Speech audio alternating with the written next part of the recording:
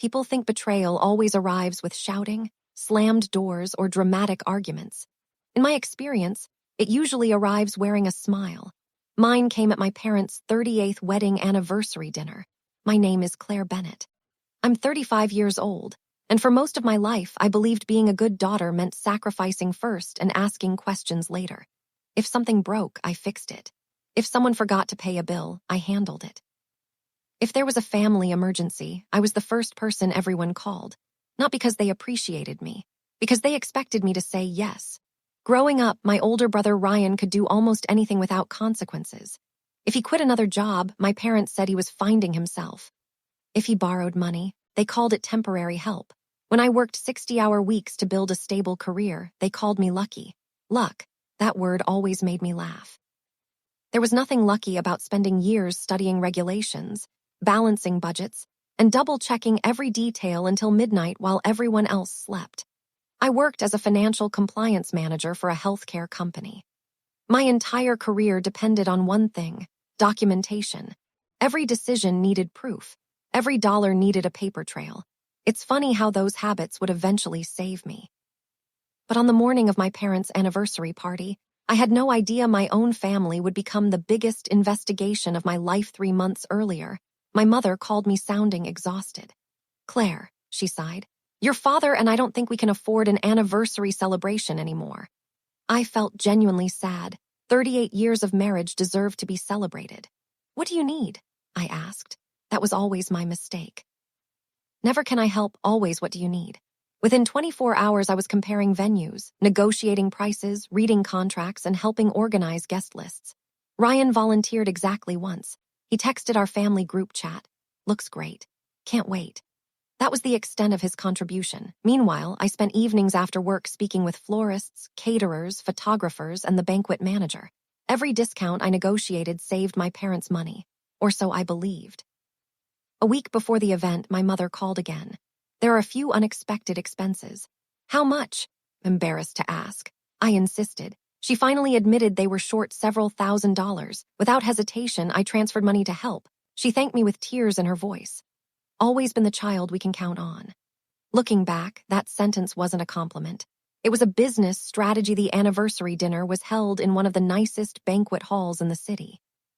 Crystal chandeliers reflected warm golden light across polished floors. Fresh flowers decorated every table. A live pianist played softly while guests greeted one another. Walking inside, I felt proud. I'd helped create this evening. I wasn't looking for recognition. I just wanted to see my parents happy. My dress was simple but elegant. Nothing flashy. I'd learned years ago that dressing too well around my family somehow became another reason for criticism. As I approached the family table, my mother intercepted me before I could sit down. Her smile looked perfect for everyone watching, only I recognized how forced it was. "Oh, Claire," she lowered her voice. "We've had a little seating issue." I looked around, there were still empty chairs. "Sorry, we had to move some people around." She gently touched my arm, sitting at table 12. I frowned. "Isn't this the family table?" "It is," she smiled wider. "But your cousins brought unexpected guests. So we needed your seat." For a moment, I honestly thought she was joking. Then she pointed toward the far corner of the ballroom, table 12.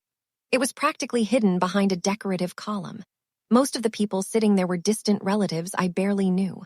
A few were friends of friends. One elderly couple asked me which side of the family I belonged to. I stared back toward the front of the room. Ryan and his wife were laughing beside my parents. They occupied the seats where my parents had always promised their children would sit. My seat. I swallowed the lump forming in my throat. "It's only one dinner," I whispered to myself. "Don't ruin tonight." So I smiled. I walked across the ballroom, and I sat where I'd been told dinner began shortly afterward. The master of ceremonies welcomed everyone before inviting guests to raise a toast. Then my father stood. He smiled proudly toward Ryan. I couldn't have imagined this beautiful evening without our son. Applause filled the room. Ryan stood and waved like he'd won an award. My father continued. "Ryan worked tirelessly to bring our family together." Nearly laughed, tirelessly. He hadn't attended a single planning meeting. He hadn't reviewed one invoice. He hadn't spoken to one vendor. He barely answered text messages. Yet everyone applauded as though he'd personally built the ballroom. Then my mother stood. And of course, she said, placing her hand on Ryan's shoulder, he inherited his father's generous heart. More applause. No one mentioned me, not once. I looked down at my untouched dinner. The food suddenly tasted like nothing.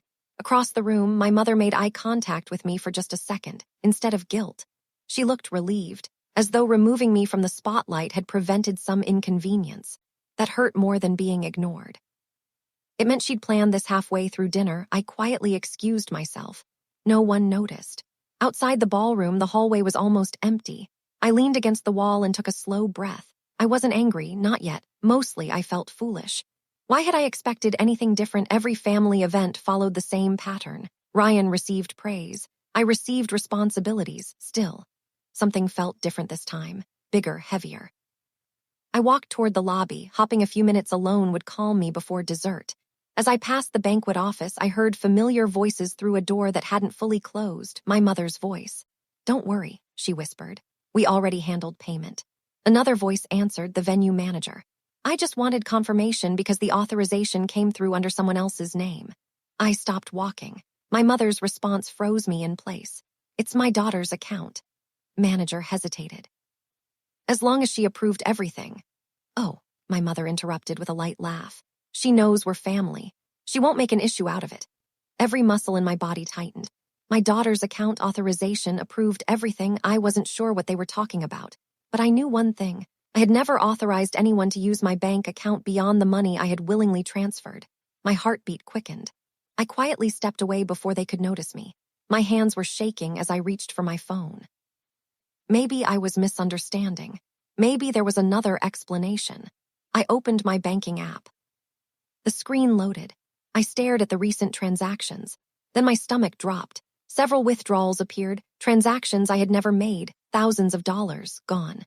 I kept staring at my phone, convinced I had to be reading it wrong. I refreshed the banking app. The same transactions appeared again, 3 withdrawals, different dates, all marked as authorized electronic transfers. Together, they totaled more than $18,000 for dollars. Several seconds, I couldn't move. The ballroom behind me was filled with music, laughter, and glasses clinking together in celebration. Meanwhile, it felt as though the floor beneath my feet had disappeared. I forced myself to breathe. There had to be an explanation.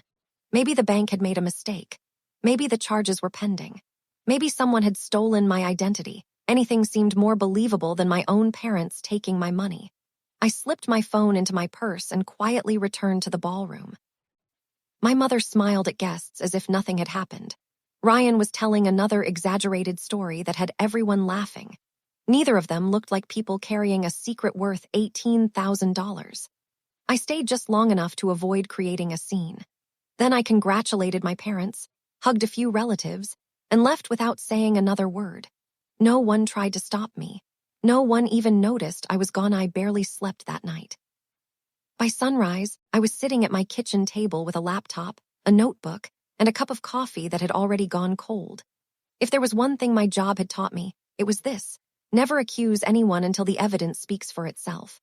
I logged into my online banking portal and downloaded 6 months of statements. Every transaction, every authorization, every transfer. I highlighted anything unusual. Within an hour, a pattern began to emerge.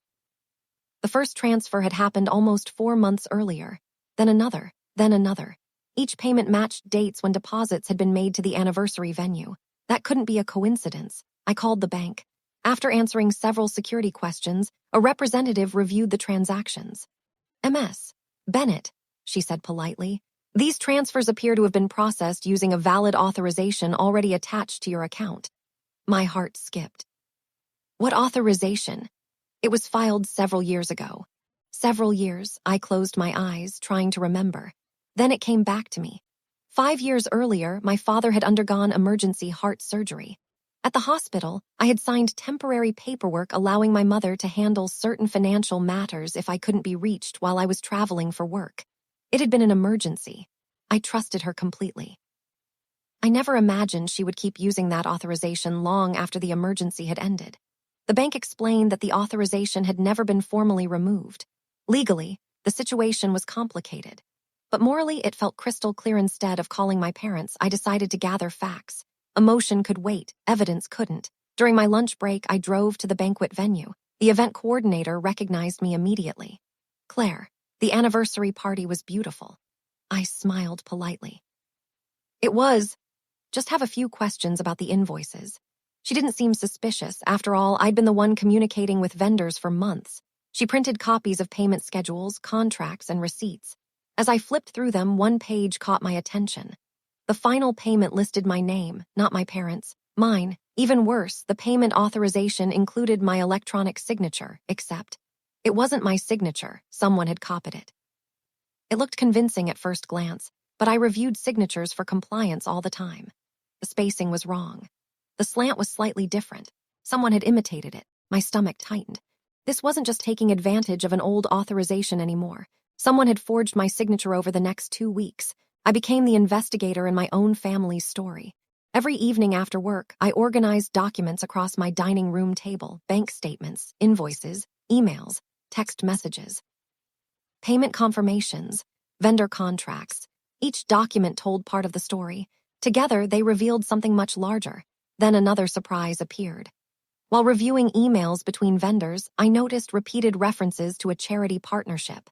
That confused me. My parents' anniversary wasn't a fundraiser. So why were vendors thanking them for supporting children's education? Curious, I searched the charity's website. There it was. A short article thanking my parents for hosting a community fundraising celebration benefiting local scholarships.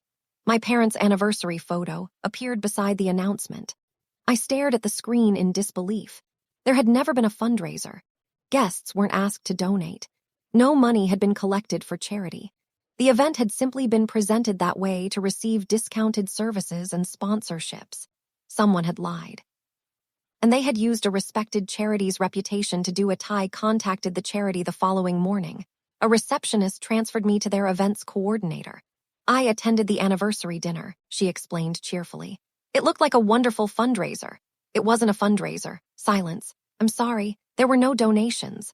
"Auction?" "No." "Fundraising announcements?" "None." Woman's voice became noticeably cautious. "Would you be willing to meet with us?"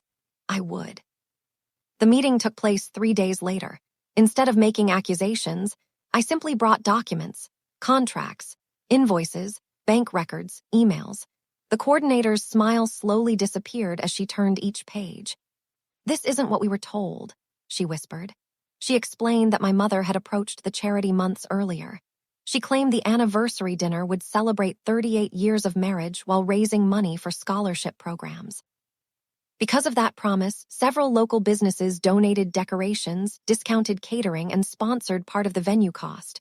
Those businesses believed they were supporting a charitable cause, not a private family celebration. "This is serious," the coordinator said quietly. "I know. We'll have to inform our board." I nodded. "I thought you should know before anyone else." She looked at me for a long moment, been remarkably calm. I gave a tired smile. When you've spent your whole life cleaning up other people's mistakes, you learn not to panic. Over the next month, I continued collecting evidence. Every document went into a large black binder. I organized everything with labeled tabs: bank records, venue payments, vendor emails, charity correspondence, authorization documents. Timeline: old habits die hard. If someone questioned my claims, I wanted every answer waiting on the next page. Then, one Friday afternoon, my phone rang. It was the charity coordinator. "Our board has reviewed the preliminary information." I waited. "We're opening a formal investigation." I thanked her. Before hanging up, she added one more sentence. "One of our board members attended your parents' anniversary dinner." I frowned. "Asking if you'd be willing to present your evidence personally." I looked at the binder sitting on my desk. Months of lies, weeks of investigation, hundreds of pages of proof. For the first time since that anniversary dinner, I realized the truth wasn't just going to stay inside a binder. Soon, everyone would know. The charity board invited me to present my evidence. I placed my binder on the table and calmly explained everything: the unauthorized bank transfers, the forged signature, the fake fundraiser, and the emails proving my mother had used my name to secure discounts. The room fell silent. One board member had attended my parents' anniversary dinner. He confirmed that no fundraiser had taken place, and that guests had been led to believe it was simply a family celebration. Within days, the charity launched a formal investigation. The venue, caterer, and other vendors confirmed my records. Every document matched the timeline I had created. When my parents were confronted, they claimed it had all been a misunderstanding. My father looked at me and said, "Claire, tell them we never meant any harm." The first time in my life, I refused to protect them. "I won't lie for you anymore," I said. The investigation concluded that my parents had misrepresented the event and used my financial information without my permission. The charity ended its relationship with them, and several businesses demanded repayment for the discounts they had received. Some relatives blamed me for exposing the truth, while others quietly admitted they had always known I was treated unfairly. I recovered part of my money, secured my bank accounts, and cut contact with my parents and brother. A year later, my life was peaceful. I no longer lived to solve everyone else's problems. I finally understood that protecting myself wasn't selfish, it was necessary. Sometimes, the hardest decision is walking away from the people you love. But sometimes, it's also the decision that finally sets you free. The end.